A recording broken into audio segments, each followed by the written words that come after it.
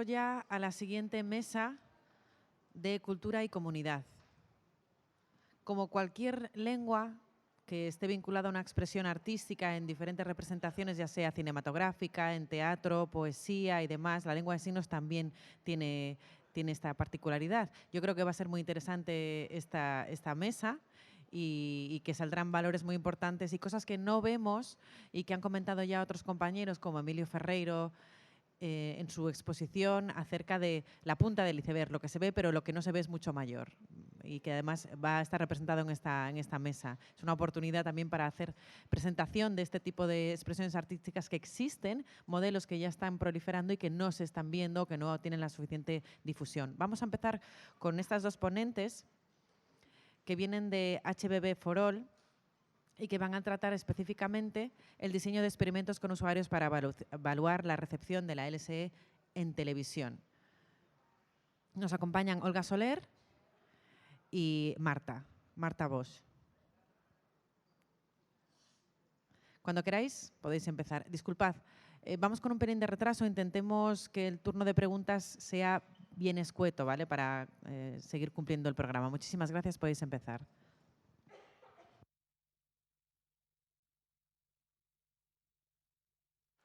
Ahora, ¿sí? ¿Me oís? Vale. Muchas gracias, Arantxa, y muchísimas gracias a la CNLS por permitirnos presentar nuestro trabajo aquí. Como... ¿Se ha empezado? Vale. Nuestros compañeros han hablado ya de HBB for All, del proyecto, por lo tanto creo que voy a ir muy rápido en presentaros esto porque ya lo habéis oído antes. Nosotros formamos parte del piloto D, que estudia sobre todo el servicio de traducción e interpretación a la lengua de signos, y dentro del piloto hay dos estudios principales. Uno que sería cómo implantar o cómo trabajar el formato de inserción del intérprete de la lengua de signos en pantalla, y también el servicio de interpretación mediante un avatar. De estos dos aspectos, nosotros hemos estado trabajando sobre todo en hacer pruebas con usuarios para ver cómo se recibe las distintas configuraciones de pantalla o cuáles son las configuraciones de pantalla mejores para el procesamiento, la percepción y la comprensión de la lengua de signos. ¿Cómo ves? Vale.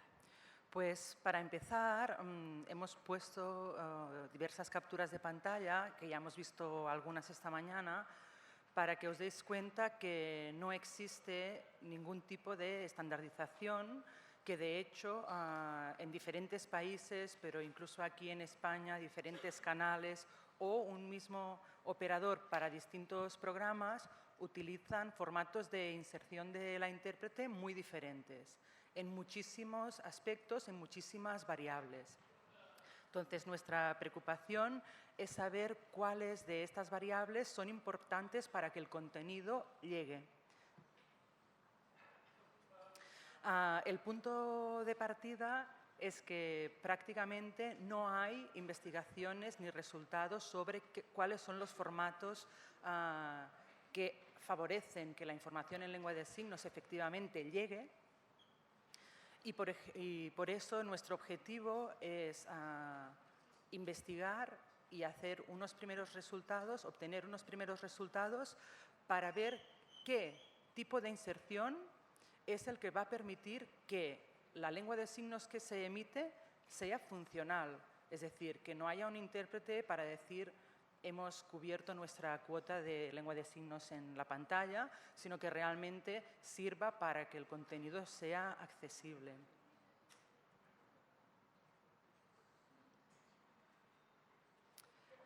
Entonces, cuando nos tenemos que plantear cuáles son las variables que vamos a estudiar, lo primero que hicimos fue recopilar 100 imágenes diferentes de intérpretes, sobre todo en noticias, que es lo que mayormente se encontró. Hay de todo y hay muchísimas variables, por ejemplo, cuál es el sexo del ILS, es un hombre, es una mujer, en qué tamaño aparece, cuál es el plano de grabación que se utiliza, un plano muy cerrado, muy corto, solo hasta los codos, un plano medio, un plano muy largo donde ves todo el signante.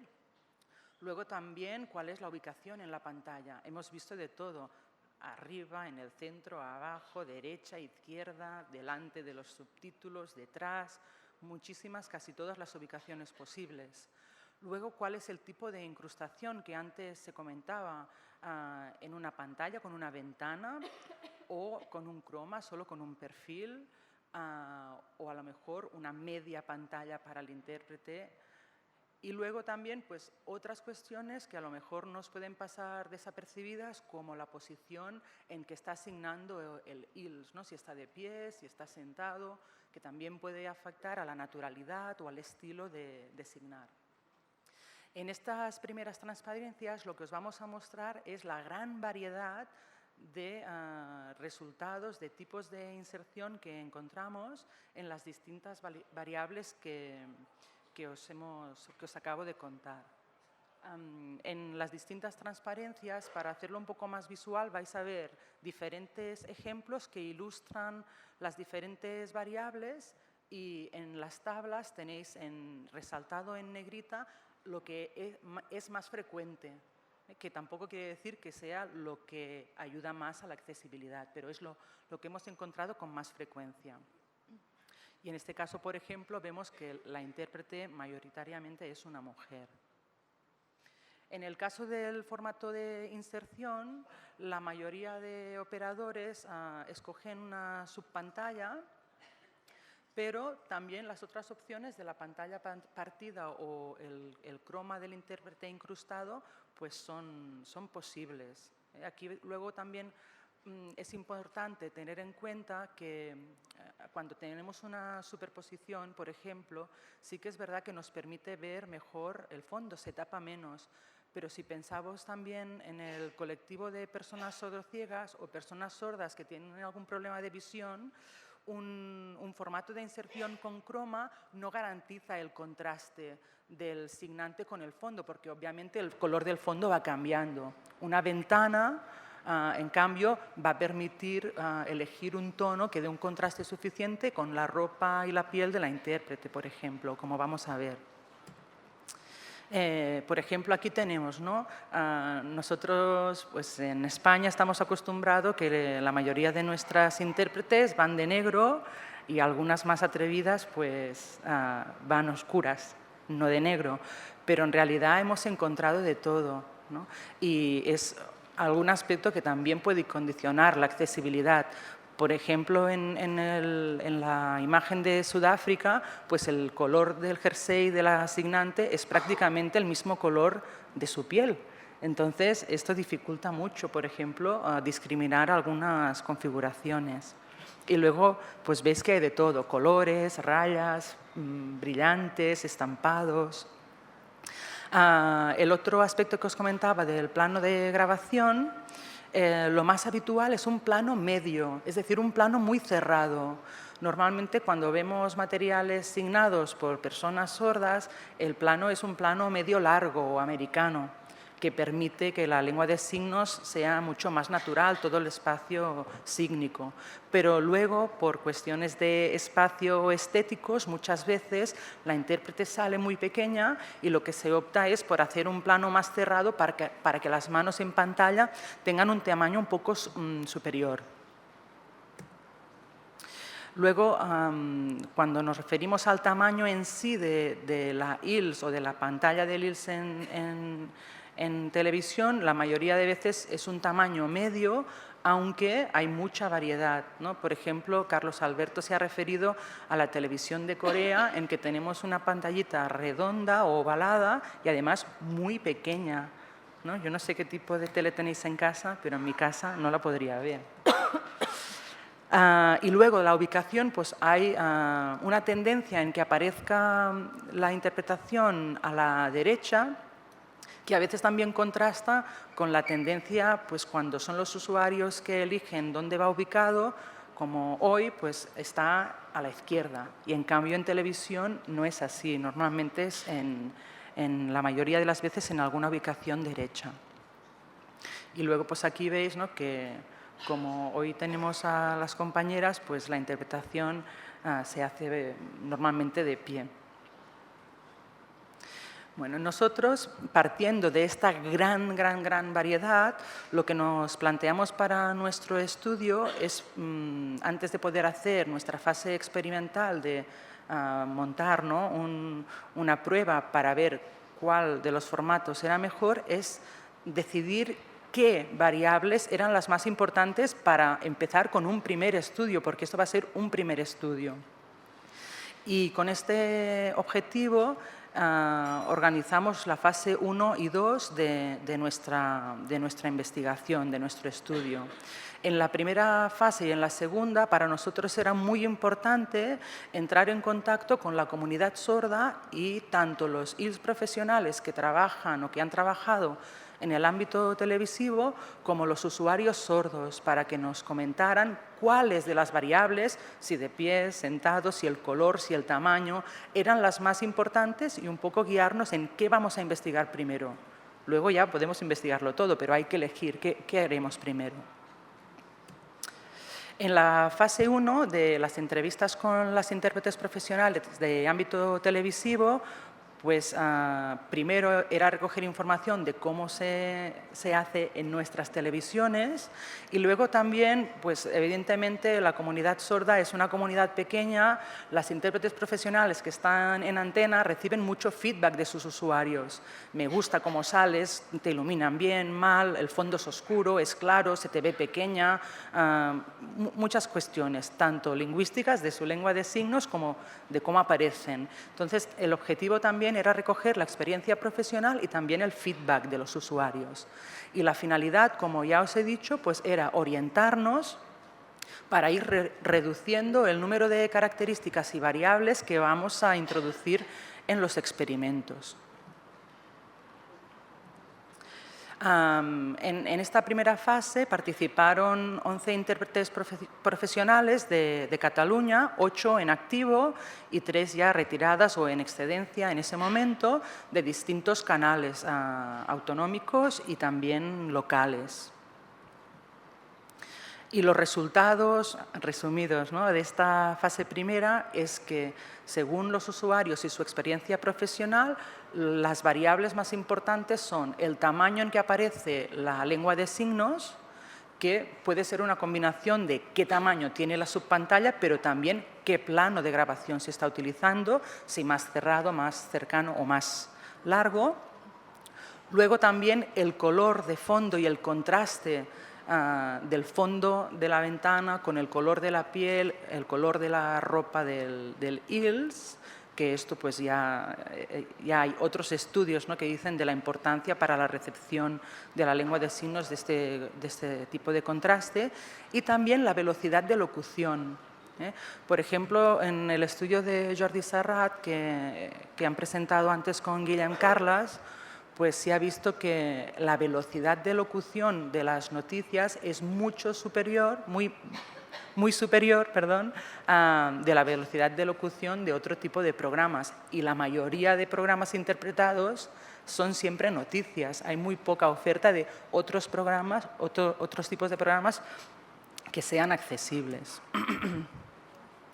Acabada esta fase, la segunda fase con los usuarios, lo que organizamos es otra metodología diferente, que son los grupos de discusión o focus groups, y el objetivo era otra vez ver, ¿no?, presentar los diferentes tipos de inserción para ver cuál es la experiencia del usuario que está visionando los programas. Y el objetivo, la finalidad de estos grupos de discusión era elegir finalmente las variables que se van a introducir en la tercera fase experimental. En este caso participaron 8 signantes sordos por cuestiones más tecnológicas que otro, para poder grabar simultáneamente, se organizó en 2 sesiones y se dividieron por edades, ¿no? Signantes mayores de 40 y menores, porque también hay diferencias en cómo, ¿no?, se prefiere la inserción según la edad. Y el procedimiento fue pues, visualizar ejemplos de inserción en vídeo, en capturas de pantalla, luego una discusión guiada de los diferentes parámetros y variables y al final una tarea de dibujo en que cada usuario dibujaba su pantalla ideal y su pantalla fatal en que no había accesibilidad. Así también podíamos ver la distribución, ¿no?, que uno pues, cree que puede ser la ideal, aunque no la haya visto nunca emitida. En esta fase los resultados pues, fueron consistentes, no idénticos, pero consistentes con la primera fase. El parámetro más importante se valoró que era el tamaño de aparición, luego también el contraste de colores, ropa, fondo, incluso el contorno de la ventana. Luego se vio que la posición que se veía como preferida era una posición central, no en las esquinas superiores e inferiores de la pantalla, y a nivel horizontal no había una tendencia clara. Algunos usuarios preferían la ubicación en la derecha o en la izquierda. Con estos resultados es con los que hemos ya preparado los estímulos y las pruebas para la tercera fase. Bien, la tercera fase consiste en directamente determinar con metodología experimental, metodología que hemos un poco tomado prestada de la psicología y de la psicología de la percepción, cuáles son los formatos más óptimos para la recepción de la interpretación de la lengua de signos. Y la finalidad de este estudio, y de los que podamos hacer más adelante, es sobre todo proporcionar datos para poder establecer un estándar de calidad de emisión, para garantizar que la accesibilidad se produce y además que es de una manera agradable para los usuarios.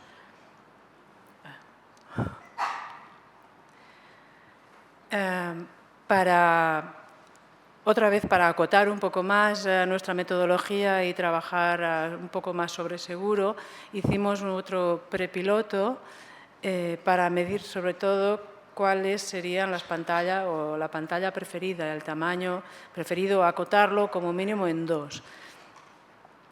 Se trabajó con 14 participantes que tenían entre 20 y 70 años y bueno, teníamos 5 hombres y 5 mujeres.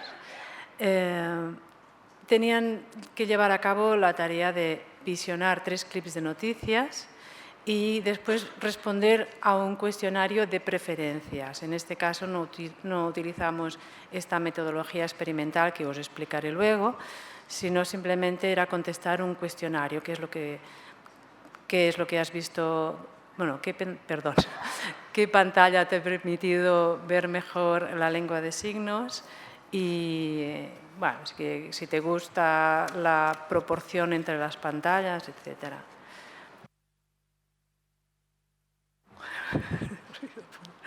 Aquí tenéis el ejemplo de los 3 tipos de pantalla que usamos para que los usuarios pudieran opinar.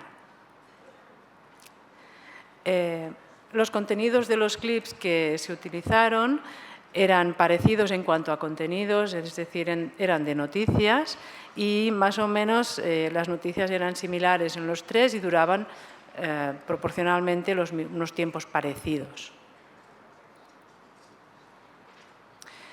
El diseño que hemos escogido es un diseño encuadrado latino. No os voy a aburrir con los detalles y tengo poco tiempo. ¿Qué es lo importante? Que los sujetos vean las 3 pantallas y que no se repita siempre que el mismo contenido va con la misma pantalla, con el mismo formato, porque entonces no sabemos si los efectos que hemos observado son debidos a lo que estamos intentando averiguar, que es la pantalla, el tamaño de la pantalla, o si son debidos al contenido específico. Por lo tanto, esto significa que tenemos que variar entre nuestros participantes qué tipo de contenido ven con qué tipo de formato. Y esto más o menos se grafica así. Es decir, aquí tenéis una tabla, cada usuario vería un clip en un tipo de tamaño de pantalla distinto. En general encontramos que las preferencias de los usuarios van para los tamaños medio y pequeño, aquel tamaño tan grande que habéis visto no era el preferido, que el tamaño relativo de las dos ventanas también era adecuado en el tamaño pequeño y medio y que el plano medio y largo era adecuado. Por lo tanto, lo que decidimos es que lo que vamos a probar en la fase experimental con más usuarios es el tamaño de la ILS mediano y pequeño y también el lado de presentación, es decir, si aparece a derecha o a la izquierda. Aquí tenéis el ejemplo de los dos tamaños de pantalla. Y esta fase vamos a llevar a cabo los experimentos con Eye Tracker, que es el registro de los movimientos oculares. Esta fase la vamos a iniciar en otoño, ahora ya, y vamos a evaluar estos 4 diseños que os he comentado. 2 tamaños, 2 posiciones. La idea sería, pues como os he dicho antes, buscar los criterios de calidad estándar. La tarea experimental va a ser la misma, visualizar los clips con la misma estructura de cuadrado latino que os he enseñado antes, para medir con cuestionarios y también la grabación de movimientos oculares. ¿Qué es esto de los movimientos oculares? Pues aquí lo tenéis. Aquí tenéis una máquina, no tengo para enseñaros. Debajo de la pantalla que está mirando la chica aparece el captador, digamos, de los movimientos oculares y en la pantalla de la derecha tenéis el resultado, digamos. En las líneas rojas vemos los movimientos. Los puntos rojos son las fijaciones de la mirada. Yo creo que esto es muy interesante, esta captura de pantalla, porque como veis, donde parece que los usuarios, como mínimo en este experimento, no podemos generalizar, claro, pero en este caso lo que miraban era sobre todo la cara del intérprete. Y entonces vamos a concluir, o podemos concluir de manera previa, que cuando miráis los signos, las manos las veis por visión periférica. Entonces, dada esta pantalla y aprovechando un poco lo que habíais comentado anteriormente del avatar, claro que nos gusta el avatar.